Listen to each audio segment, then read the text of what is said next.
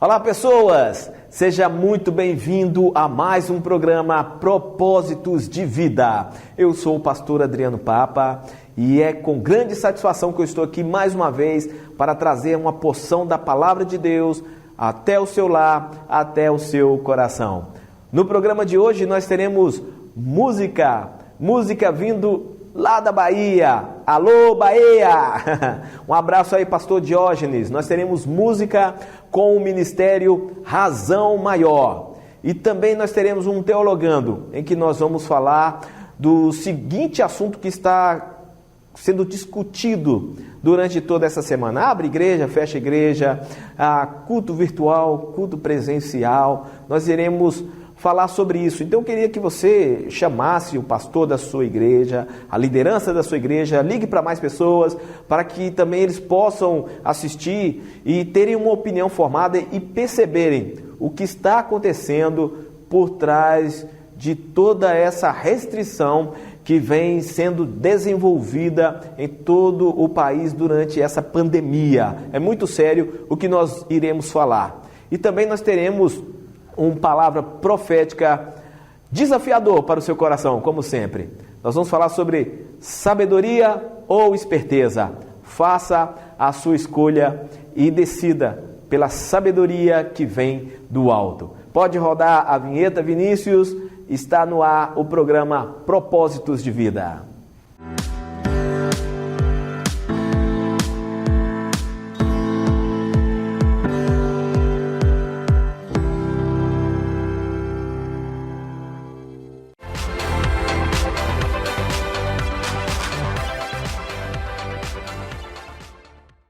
Eram 100 ovelhas juntas num aprisco. Eram 100 ovelhas que o pastor cuidou.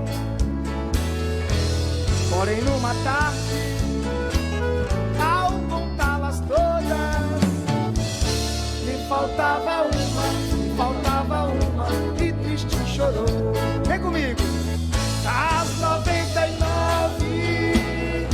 deixou no aprisco e pelas montanhas a buscá-la foi. A encontrou gemendo, tremendo de frio, curou suas feridas, pôs logo em seus ombros e ao redil voltou. Esta mesma história volta a repetir-se, pois muitas ovelhas perdidas estão. Chora, sanfona, mas ainda hoje o pastor amado cura suas feridas e lhe dá perdão. As 99 deixou no aprisco e pelas montanhas a buscá-la foi. A encontrou gemendo, tremendo de frio, curou suas feridas, pôs logo em seus ombros e ao redil voltou. Curou suas feridas, pôs logo em seus ombros e ao redil voltou. Curou suas feridas, pôs logo em seus ombros e ao redil voltou. Curou suas feridas, pôs logo em seus ombros.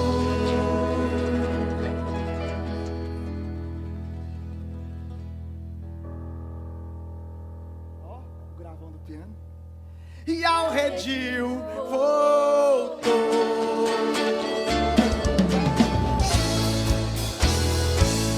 Aleluia!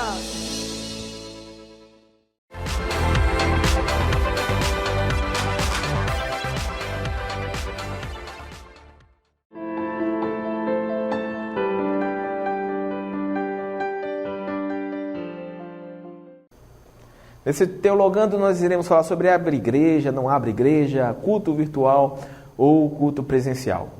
Eu quero expressar a minha opinião aqui nesse quadro, né? Opinião essa que eu somente dava aos membros da igreja que eu pastoreio. Mas eu vou aproveitar aqui e falar como um alerta ao povo de Deus. Eu já quero deixar avisado aqui, para quem gosta de comentar nos vídeos que eu costumo postar na internet, assista primeiro. Assista primeiro. Quando eu falar sobre fechar a igreja, eu estou referindo ao templo. E todo crente que participa de escola bíblica dominical sabe que a igreja somos nós. Mas a igreja, ela é identificada no seu bairro como? É através do local de reunião, que é o templo, ok? Então, eu vou referir ao templo como igreja para ser mais didático aqui, nesse pouco tempo que nós temos nesse quadro na TV.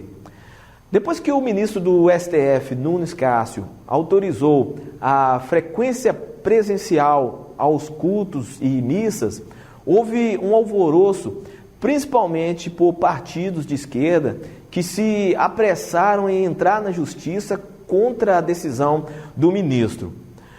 O ministro Gilmar Mendes considerou o pedido que foi feito pelo Conselho de Pastores ilegítimo e reafirmou a decisão dada anteriormente de que a autoridade para abrir ou não as igrejas cabe ao prefeito de cada município. A decisão vai a plenário e vai ser apreciada pelo presidente do STF, Luiz Fux. Neste momento, a liderança evangélica ela se encontra dividida quanto a abrir as portas do templo para cultos presenciais ou não. Para alguns líderes, é cômodo ficar em casa, outros estão assustados, principalmente ficam repetindo o famoso slogan "Fique em casa", que é falado à exaustão em alguns meios de comunicação.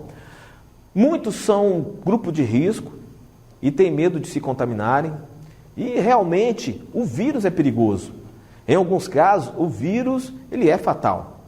Agora eu vou deixar algumas perguntas para nós pensarmos juntos. Primeira pergunta: no supermercado, você mantém a distância de 2 metros de um cliente ao outro? Pois eu tenho visto essa distância ser mantida apenas na fila do caixa. Nas gôndolas de produtos, poucos se preocupam com isso.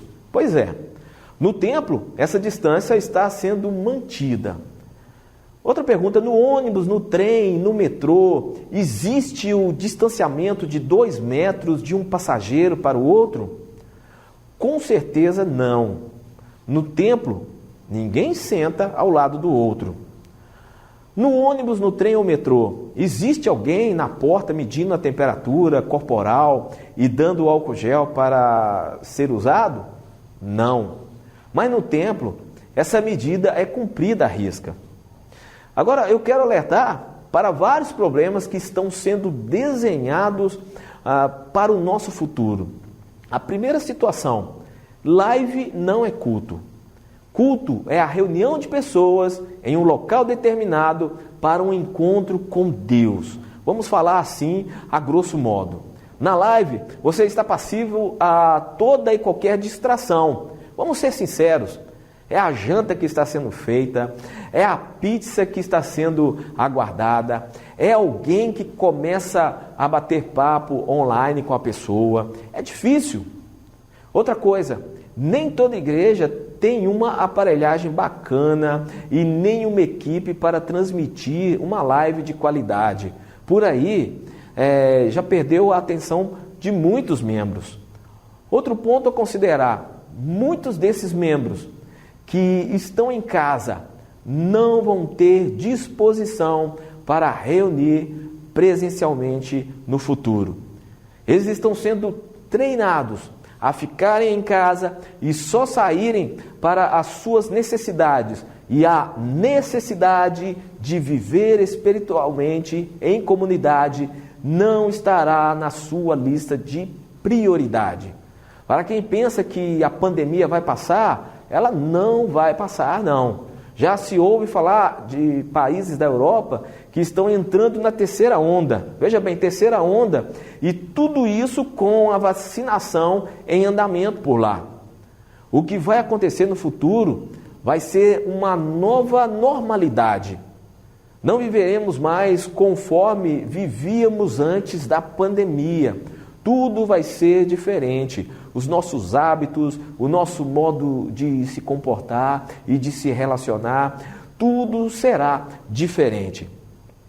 Mas talvez o maior problema que muitos líderes evangélicos não estão conseguindo enxergar é a ingerência ilegal do Estado sobre a religião.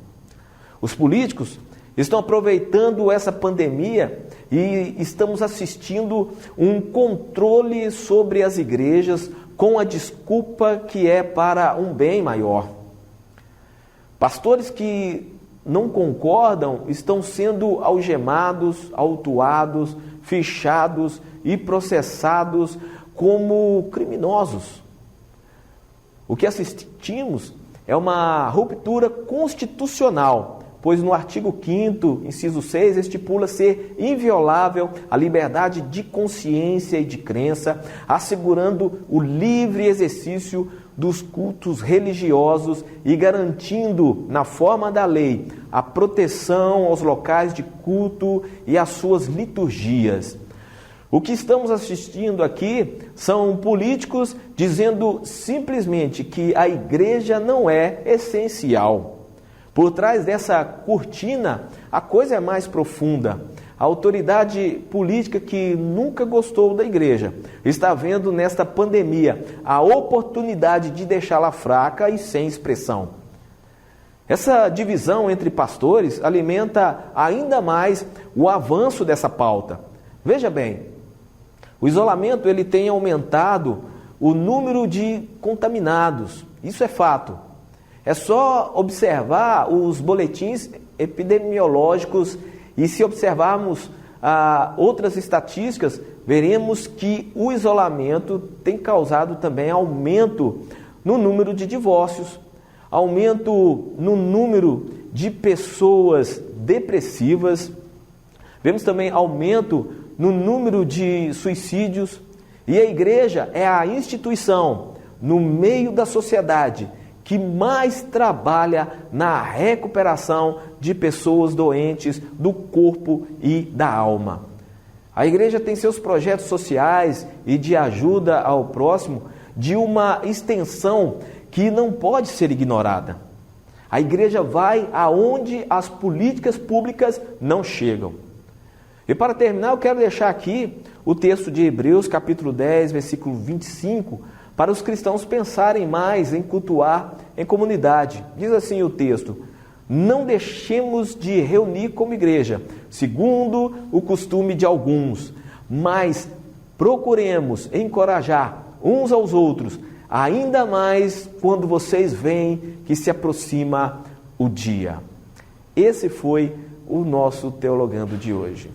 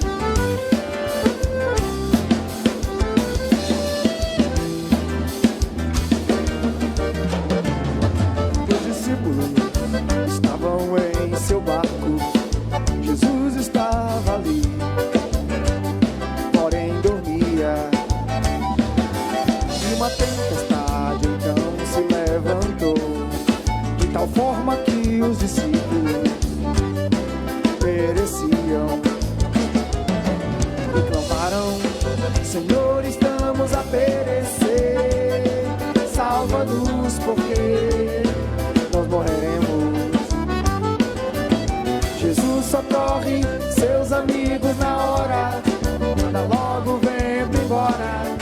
Ele é Deus, o adoremos.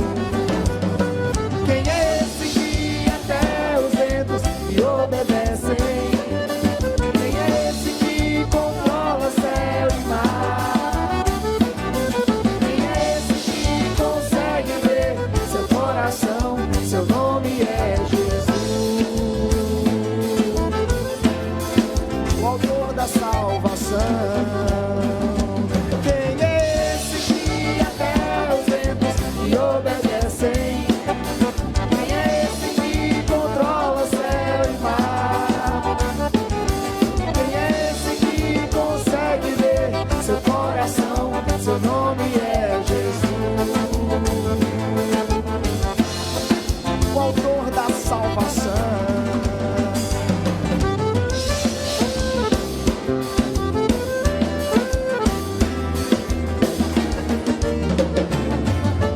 discípulos estavam em seu barco.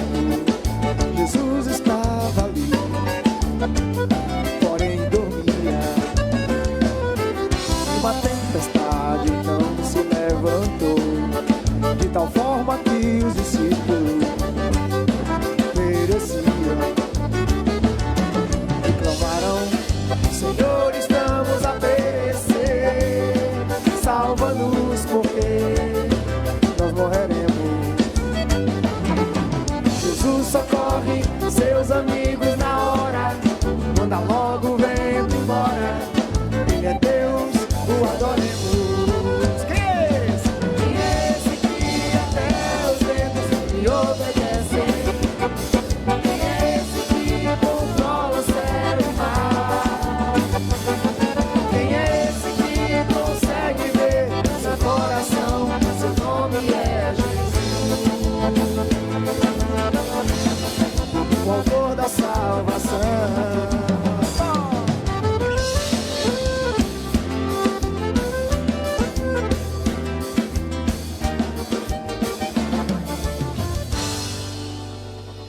Quem é esse? O nome dele é Jesus. Não importa a tempestade em nossas vidas.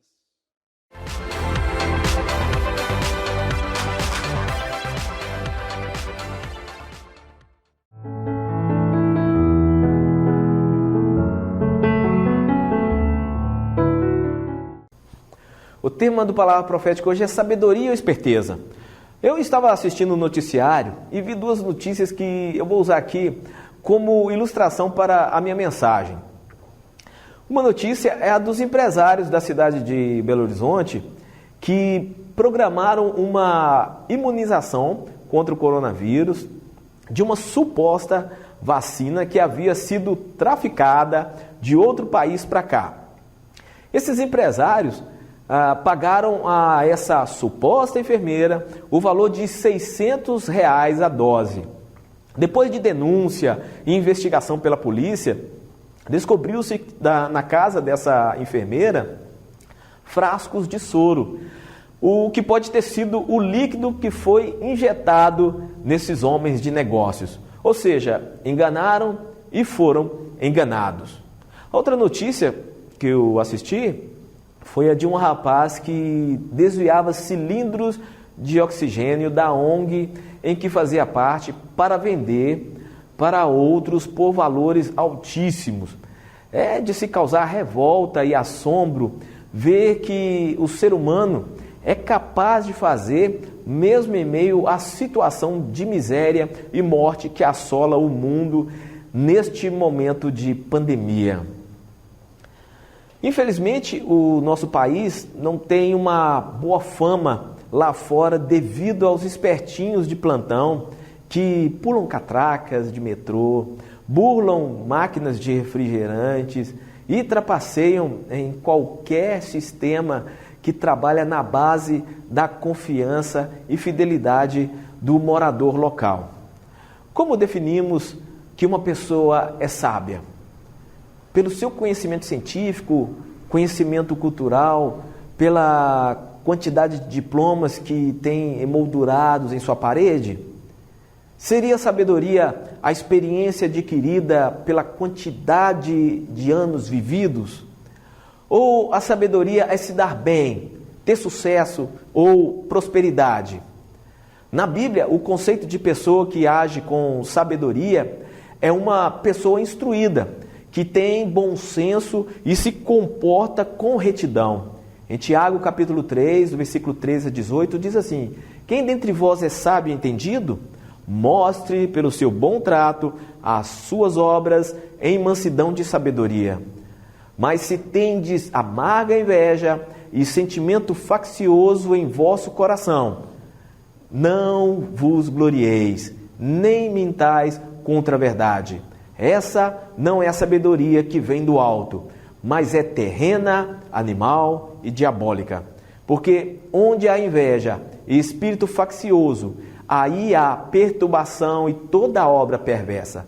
Mas a sabedoria que vem do alto, é primeiramente pura, depois pacífica, moderada, tratável, cheia de misericórdia e de bons frutos, sem parcialidade e sem hipocrisia.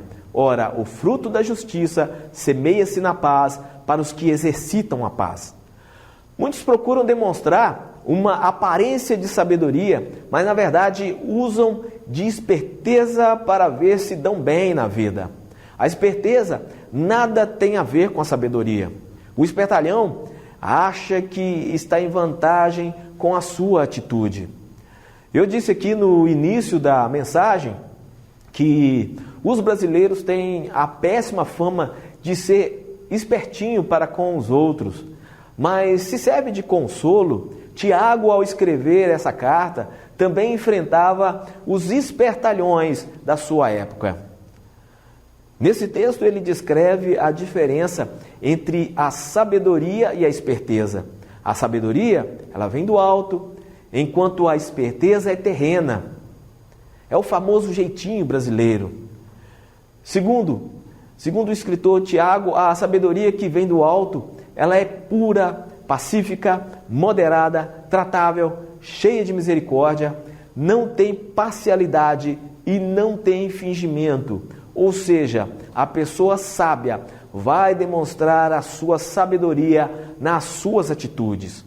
Enquanto a esperteza, ou denominada aqui por Tiago como a sabedoria terrena, ela produz atitudes totalmente contrárias como inveja, espírito de divisão, perversidade, orgulho e mentiras.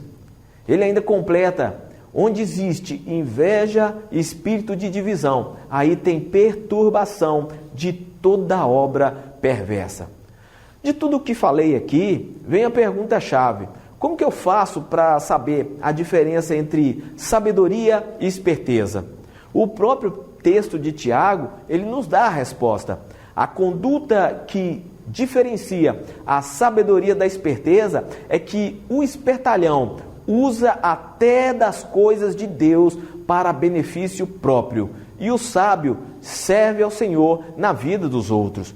Ou seja, a pessoa que faz uso da esperteza como modelo de vida faz as coisas pensando somente em si, enquanto o sábio pensa em seu próximo, como está escrito no versículo 13. Você é sábio e entendido? Mostre no bom trato as suas obras em mansidão de sabedoria. O nosso testemunho pessoal, ele vai mostrar se a nossa sabedoria ela vem do alto, e que cada um de nós esteja disposto a buscar a verdadeira sabedoria no Senhor, com fé, e viver um testemunho vivo do poder de Deus na vida do meu próximo. Receba essa palavra em nome de Jesus.